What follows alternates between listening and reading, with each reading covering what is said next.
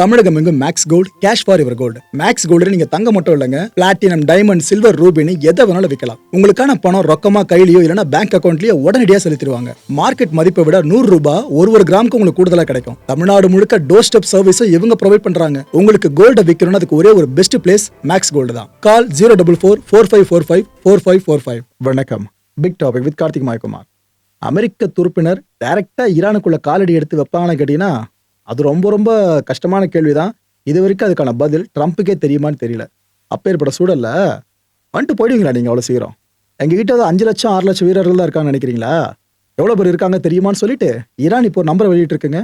அதை பத்தியும் இந்த கான்ஃபிளிக்டோட அடுத்த கட்ட நகர்வுகளை பத்தி தான் முழுக்க முழுக்க பார்க்க போறோம். நிகழ்ச்சிக்குள்ள போலாம்.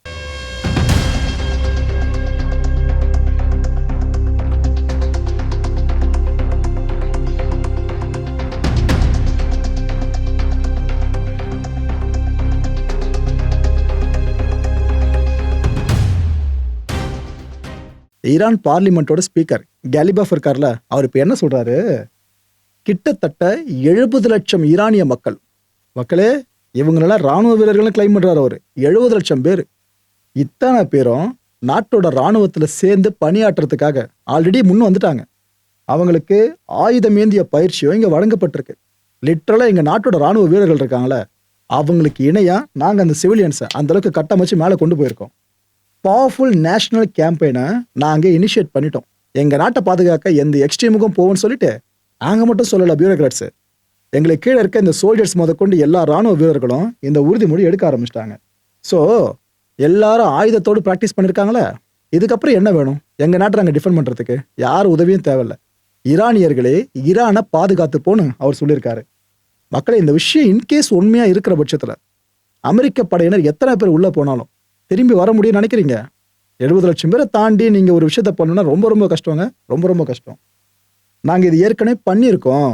இது எங்களுக்கு ஒன்றும் புதுசு கிடையாது. திரும்ப ஒரு முறை இப்ப பண்ண போறோம். அவ்வளவுதான் வித்தியாசமே தவிர எங்களுக்கு இது புதுசே கிடையாது. நீங்க வாங்க, இப்போ எங்க வீட்டுக்கு ஒரு விருந்தாளி வரீங்க அப்படின்னா நான் மட்டும் அந்த வீட்டுல இருந்து உங்களுக்கு வழி அனுப்பி விட்டா சரியா இருக்காதுல்ல? வீட்டுல இருக்க எல்லாருமே இருந்தாங்கனாக்கா கரெக்டா இருக்கும்ல? நீங்க வாங்க, ஈரான்ற வீட்டுக்கு ஒருத்தர் மட்டும் இங்க இருக்க மாட்டோம், 70 லட்சம் பேருக்கு மேல இருப்போம், வந்து எங்களை பார்த்துட்டு போங்கன்னு அவர் சொல்லியிருக்காரு. பார்த்துட்டு எங்க இருந்து போறது? புரியுதா மக்களே? இந்த விஷயத்த தான் அவர் மைண்ட் வாய்ஸா இவ்வளவு சத்தமா பேசியிருக்காப்ல. இதை விட பெரிய த்ரெட்டை அமெரிக்கா கொடுக்க முடியாதுங்க, கொடுத்துட்டாங்க. இப்ப நம்மளே இதை பத்தி ஸ்டேட்மெண்ட் எடுத்து பேசுறோம்னாக்கா அமெரிக்க ராணுவ தலைமையகம் இதை ஃபுல்லா அனலைஸ் பண்ணாம இருந்திருப்பாங்க. ஸோ அவங்க என்ன முடிவு எடுக்க போறாங்களோ.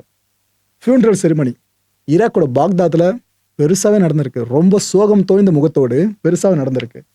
இந்த ஈராக்கி சர்வீஸ் மெம்பர்ஸ் இருக்காங்களே, அவங்க தான் இந்த வீரமரணம் அடைஞ்சவங்களா கருதப்பட்டவங்களோட பிரேதங்களை சுமந்துட்டு போனாங்க. என்னன்னா ஈராக் வரைக்கும் கான்ஃபிளிக்ட் பெருசா போயிட்டு இருக்குல்ல. இப்ப சமீபத்தில் ஸ்ட்ரைக் இருக்கு பாருங்க. இதுல அங்க முன்னாள் பாராமிலிட்டரி கமாண்டரை கொண்டாங்க. இவரு பத்தாதுன்னு இன்னும் சில கமாண்டர்ஸையும் கொண்டாங்க.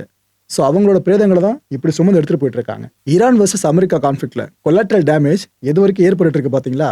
அதுவும் லோக்கல்ல இருக்க அந்த மிலிட்டன்ஸ் இருக்காங்க பாருங்க, அவங்க வர பெரிய தலைவலி கொடுத்துக்கிட்டு இருக்கவே உயிரிழப்புகள் இன்னும் அதிகரிச்சுட்டு இருக்கு.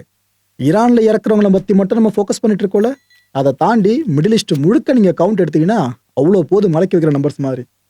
அமெரிக்க மீடியா ஒரு செய்தியை போட்டிருக்காங்க பாருங்க, இந்த டைம்ல ரொம்ப பெரிய பேசுபொருளை மாத்தி விட்டுருக்கு. இந்த செய்தி என்ன போட்டிருக்காங்கன்னா, ஜெனரல் ராண்டி ஜார்ஜ் இருக்கார்ல, இவர் அமெரிக்காவோட ஆர்மி இருக்குல்ல, இதோட சீஃப் ஆஃப் ஸ்டாஃப். இந்த பர்சனை நீங்க இனிமேல் இந்த பதவியில் இருக்க வேணாம், கிளம்புங்க அப்படின்னு தூக்கி எரிஞ்சிட்டாரு பீட் ஹெக்ஸத் அப்படின்னு செய்தியை போட ஆரம்பிச்சிட்டாங்க. அதுவும் என்னன்னாக்க டைம்ல ரொம்பலாம் கொடுக்கல, உடனே வெளியே போங்க அப்படின்னு அவர் துரத்தி விட்டாருன்ற மாதிரி தான் செய்தியவே போட்டிருக்காங்க. ஆனா இது வரைக்கும் யாருக்கும் தெரியல, தெளிவான ஒரு விஷயமே வெளியே வரல. அது என்னன்னாக்கா, ஈரான் போர்ல அமெரிக்கன் சோல்ஜர்ஸை ஈரானை நோக்கி கிரவுண்ட் இன்வெஷன் மேற்கொள்றதுக்கு அனுப்ப போறத ஒரு முடிவு எடுத்திருக்காங்களே, இதுக்கு இவர் ஒத்துக்கல, அதனாலதான் இவர் போல தூக்கி விட்டாங்க பதவியில இருந்து அப்படின்னு ஒரு பக்கம் பேச ஆரம்பிச்சிட்டாங்க.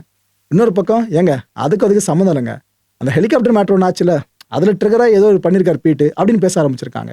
ஸோ இதுல என்ன கிளியரா அமெரிக்க ஊடகங்களே செய்தியை போடலைங்க, எதுக்காக இந்த முடிவு நடந்திருக்கு அப்படின்னு சொல்லிட்டு. ஆனா ஒரு பதவியிலிருந்து வெளியே போறது உண்மையான்னு கேட்டீங்கன்னா அது உண்மை. அதை பத்தி நான் இப்போ டீட்டெயிலாக சொல்றேன். ஷான் பர்னல் இருக்கார்ல, பென்டகன்ல இருக்க ஸ்போக்ஸ் பர்சன்ஸ்லயே இவர் தான் சீனியர். அவர் இப்போ என்ன சொல்லியிருக்காரு, ஜார்ஜ் ரிட்டையர்மெண்ட்டை ரொம்ப நெருங்கிட்டார் இல்லைங்க, ஸோ அதனாலதான் அவரோட பொசிஷன்ல இருந்து அவர் இப்போ வெளியே போறதா இருக்குன்னு சொல்லிட்டாங்க. ஸோ ஜார்ஜ் வெளியே போறது கன்ஃபார்ம் ஆயிடுச்சா? ரைட்டு. 41st சீஃப் ஆஃப் ஸ்டாஃபா இந்த ஒட்டுமொத்த ஆர்மியவும் கட்டமைச்சதுல அவருக்கு பெரிய பெருமை இருக்கு. இந்த நாட்டுக்காக அவர் அவ்வளோ தூரம் உன்னதமான சேவையை வழங்கியிருக்காரு. அதை நம்ம நாட்டு மக்கள் எப்பவுமே மறந்துட மாட்டோம். அதுக்கு அவருக்கான சல்யூட்டை நம்ம அடிச்சிருவோம். அதில் எந்த பிரச்சனையும் இல்லை. ஆனால் அவர் வெளியே போறார்ல, இது உடனே அமலுக்கு வருதுன்னு சொல்லிட்டாங்க. இவ்வளோ அன்பு வச்சிருக்காங்க, மரியாதை வச்சிருக்காங்கன்னா உடனே அவசரமாக துரத்தி விடணுமா என்ன? கான்ஃப்ளிக்ட் தான் வார் போயிட்டு இருக்கும் போது இதுதான் பல பேருக்கு குழப்பி விட்டுருச்சு. மற்ற நேரங்களில் இந்த முடிவு எடுக்கிறது வேற. வார் டைமில் ஆர்மியோட சீஃப் ஆஃப் ஸ்டாஃபே வெளியே அனுப்புகிறாங்கன்னா இந்த முடிவை நம்ம எப்படி எடுத்துக்க முடியும்? ஸோ இது வரைக்கும் ஜார்ஜ் சம்மந்தமாக எந்த ஃபர்தர் கிளாரிஃபிகேஷனையும் பென்டகன் கொடுக்கவே இல்லை. அவ்வளோதான், கொடுக்கல. அவரை பற்றி என்ன ஏதுன்னு பெருசாக எதுவுமே சொல்லலை. அதுக்குள்ளேயே இந்த வைஸ் சீஃப் ஆஃப் ஸ்டாஃப் இருக்கார்ல, ஜெனரல் கிறிஸ்டோபர் லானிவ், இவரை இப்போதைக்கு நீங்கள் ஆக்டிங் ஆர்மி சீஃபாக இருந்துக்குங்க அப்படின்ட்டாங்க. அவர் வெளியே போகிறான்னு அனௌன்ஸ் பண்ண அடுத்த செகண்டே இவர் அப்பாயின் பண்ணதை பற்றி பேசி அதை இம்ப்ளிமெண்ட்டும் பண்ணிட்டாங்க. இந்த லானிவை பற்றி சொல்லணும் அப்படின்னா, இவர் இந்த 82nd ஏர்போர்ன் டிவிஷன் இருக்குல்ல, அதோட முன்னாள் கமாண்டர்.